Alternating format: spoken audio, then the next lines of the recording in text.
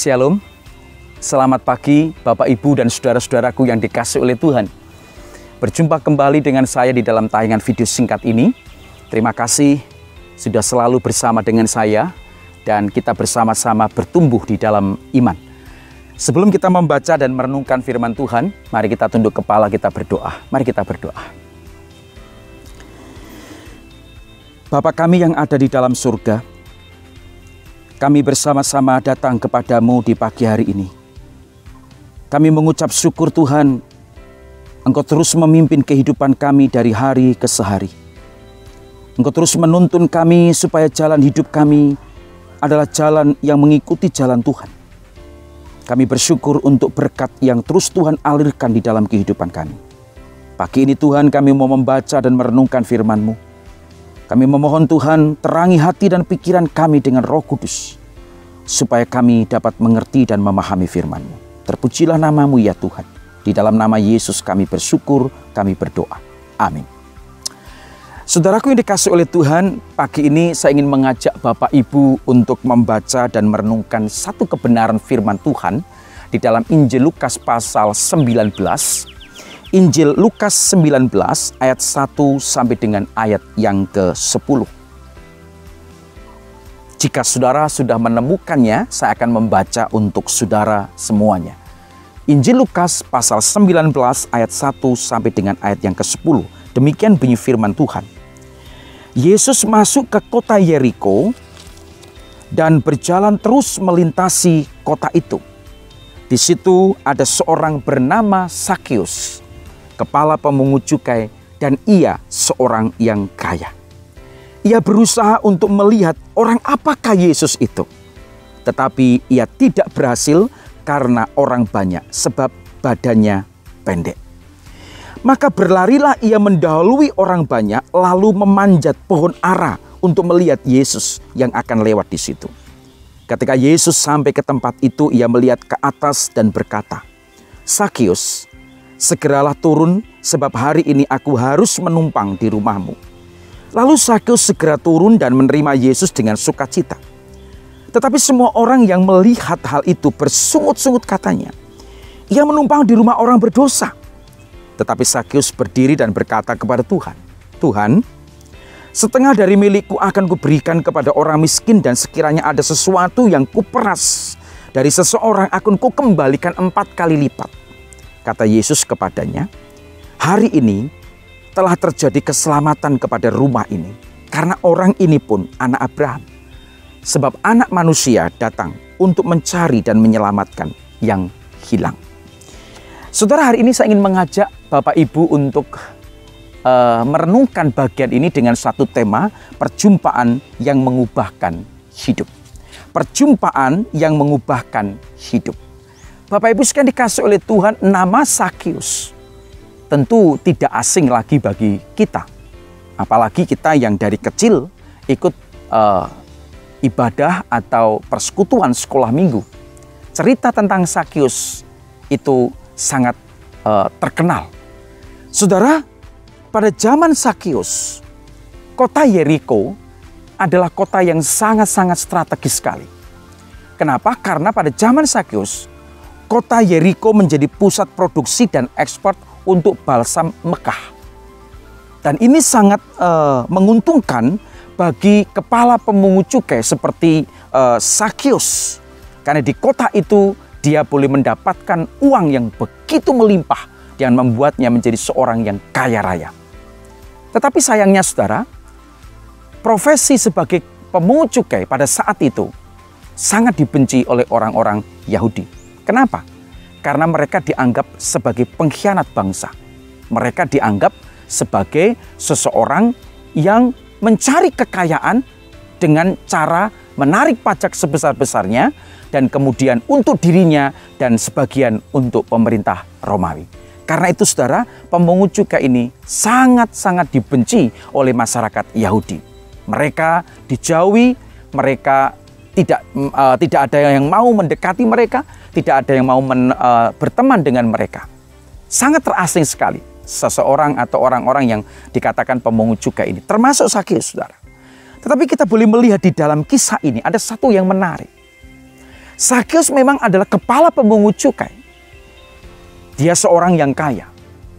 Tetapi mereka atau dia ini memiliki satu kerinduan yang sangat kuat sekali untuk berjumpa, untuk melihat, untuk bertemu dengan Yesus. Kita melihat di dalam bagian ini, di dalam ayat yang ketiga. Ia berusaha untuk melihat orang apakah Yesus itu. Tetapi ada yang menghalanginya. Ada orang banyak, tetapi juga dia memiliki postur tubuh yang pendek. Karena posturnya begitu pendek, maka tidak mungkin dia bisa melihat Yesus itu seperti apa. Karena tubuhnya mungkin terhimpit oleh orang-orang yang postur tubuhnya lebih tinggi daripada dirinya. Karena itu dia tidak kurang akal. Dia lari lebih dulu dan kemudian naik ke pohon ara supaya dia bisa melihat Yesus. Saudara, kita bisa melihat di sini kemauan yang kuat, kemauan yang keras pada diri Sakeus bisa mengalahkan semua yang menghalangi dirinya untuk berjumpa dengan Yesus. Termasuk orang banyak, termasuk postur tubuhnya yang pendek, dia tidak hilang akal, dia cari jalan lain. Yang penting aku jumpa dengan Yesus. Yang penting aku melihat orang apakah Yesus itu. Dia naik ke pohon ara dan disitulah dia menantikan Yesus untuk lewat di tempat di mana Sakeus berada. Pada saat Tuhan Yesus melewati tempat di mana Sakeus berada, Yesus melihat ke atas. Biasanya yang suka memanjat itu anak kecil atau anak-anak begitu. Tetapi yang menarik, ada seorang dewasa yang kemudian dia naik ke pohon ara dan di situ Yesus melihat, oh Sakeus. Yesus berkata, Sakeus, turunlah. Hari ini aku harus menumpang di rumahmu. Sangat menarik sekali. Orang banyak nggak mau dekat dengan Sakeus. Orang banyak nggak mau nyapa Sakeus. Orang banyak berusaha untuk menghalangi Sakeus berjumpa dengan Yesus. Tetapi Yesus sendiri, dia menyebut nama Sakeus. Luar biasa. Sakeus, turun. Aku mau menumpang di rumahmu. Sakeus tentu saja membuat dia terkejut sekali. Kaget. Ternyata Yesus memperhatikan saya. Ternyata Yesus melihat saya. Saudara, dari sini kita bisa belajar. Yesus mengasihi Sakeus. Yesus memperhatikan, melihat, ataupun tertarik dengan seorang Sakeus. Manusia-manusia yang lain, orang-orang yang lain membenci Sakeus, tetapi Yesus tidak membenci Sakeus. Orang banyak mungkin menjauhi Sakeus. Orang banyak mungkin sebel dengan Sakeus. Dan memandang melihat Sakeus sebagai orang kotor, orang jahat, orang berdosa yang layak untuk dijauhi. Tetapi Yesus tidak demikian. Yesus melihat Sakeus yang sedang di atas pohon ara itu sebagai pribadi yang memerlukan belas kasihan dan keselamatan. Karena itu Yesus berkata dengan penuh belas kasihan, Sakeus, turunlah. Hari ini aku harus menumpang di rumahmu. Ayo turun. Alkitab menuliskan segeralah Sakeus turun, saudara. Turun, kemudian dia menerima Yesus, mengajak Yesus ke rumahnya. Dia menerima Yesus dengan sukacita. Dia menerima Yesus dengan gembira. Dan tentu saja yang mampir ke rumah Sakeus bukan 1-2 orang. Yang saya lihat pasti ada murid-murid Yesus dan pemungut-pemungut cukai yang lain yang mengikuti Yesus yang sedang mampir menumpang di rumah Sakeus. Di situ Sakeus dan Yesus berkumpul bersama-sama. Tetapi saudara, Alkitab menuliskan ada banyak orang yang tidak suka dengan pertemuan antara Yesus dengan Sakeus. Mereka bersungut-sungut, bahkan mereka mengatakan, ya, di dalam ayat yang ke-7, ia menumpang di rumah orang berdosa. Ia menumpang di rumah orang berdosa. Betapa kasihannya sekali Sakeus, saudara. Mungkin belum pernah ada orang yang berani masuk ataupun yang tidak mau masuk ke rumah Sakeus. Karena saking bencinya, tidak mau masuk rumah Sakeus. Tetapi Yesus yang penuh dengan balas kasihan, yang penuh dengan kasih, mengasihi Sakeus, mengasihi orang berdosa. Dia mau masuk, bahkan makan bersama-sama dengan Sakeus. Orang lain gak percaya dengan hal ini. Orang lain bersungut-sungut. Bahkan ada orang lain yang mungkin mengatakan, ini pura-pura begitu ya. Sakeus pura-pura. Sakeus ini hanya ingin cari muka di hadapan Yesus dan lain sebagainya. Tetapi kita melihat di dalam ayat-ayat yang berikutnya, Sakeus setelah berjumpa dengan Yesus, duduk bersama dengan Yesus, makan bersama dengan Yesus. Dan saya yakin mendengar tentang pengajaran Yesus, ada satu perubahan yang terjadi di dalam hidupnya. Dia katakan, dan dia tunjukkan perubahan itu di dalam ayat yang ke-8. Tetapi Sakeus kemudian dia berdiri. Ya. Dia berdiri dari tempat duduknya supaya dia lebih tinggi daripada orang lain yang duduk semuanya di sekitar itu. Dia berkata kepada orang banyak dan dia berkata kepada Yesus. Dia katakan, Tuhan, setengah dari milikku akan kuberikan kepada orang miskin. Wow, saudara, ini satu hal yang sangat menakjubkan sekali.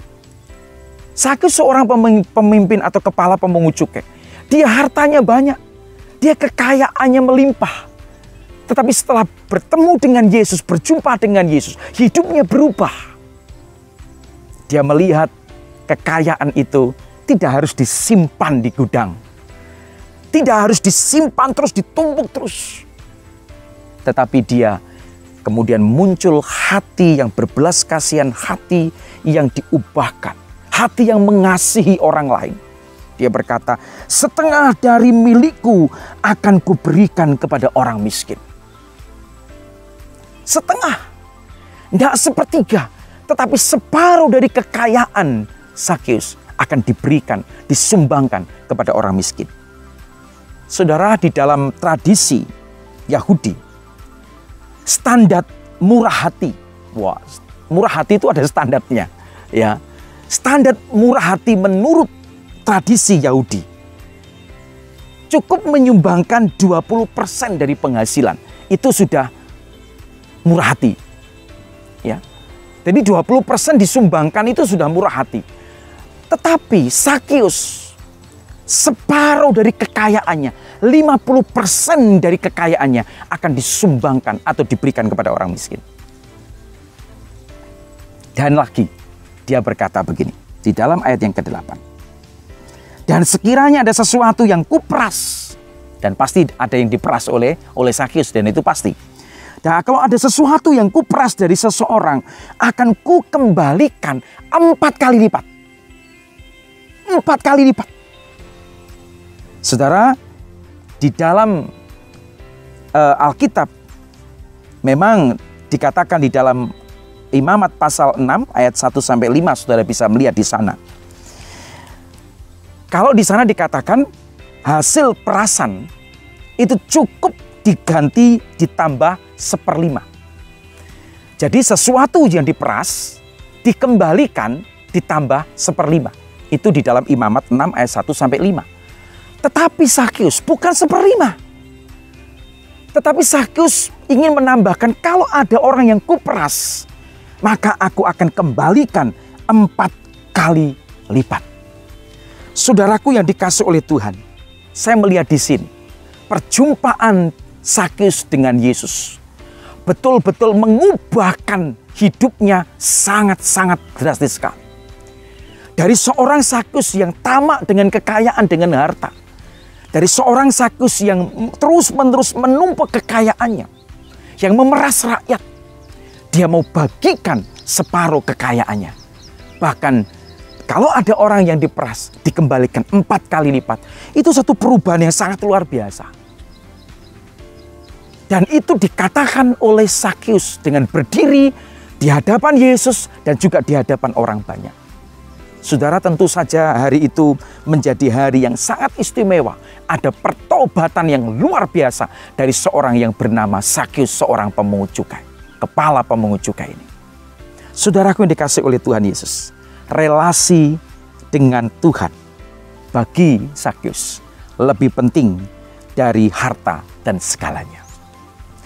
Relasi berjumpa dengan Tuhan mengubahkan hidupnya dan menjadi segala-galanya bagi Sakyus.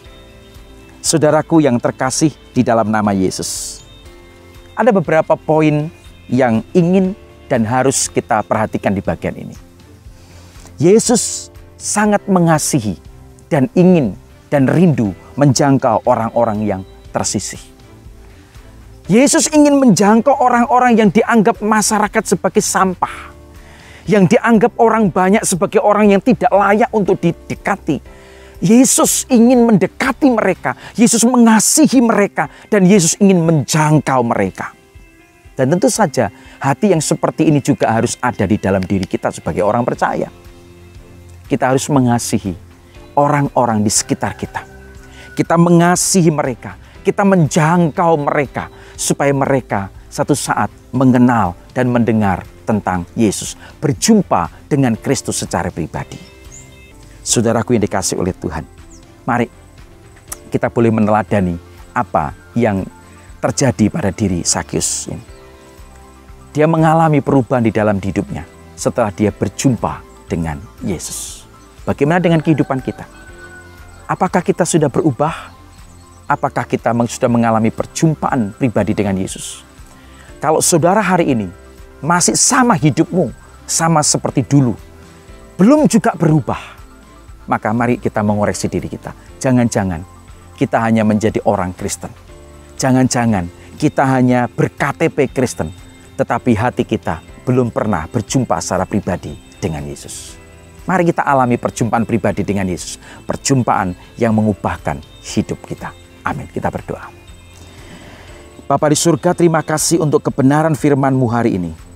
Biarlah melalui firman-Mu ini Tuhan, kami boleh mengoreksi hidup kami masing-masing. Sudahkah kami mengalami perjumpaan pribadi yang mengubahkan dengan Engkau? Jikalau hidup kami masih sama seperti dulu, hidup kami masih sama dikuasai oleh dosa, digerakkan oleh dosa, pikiran kami kotor, hati kami jahat, ucapan kami jahat, Tuhan biarlah kami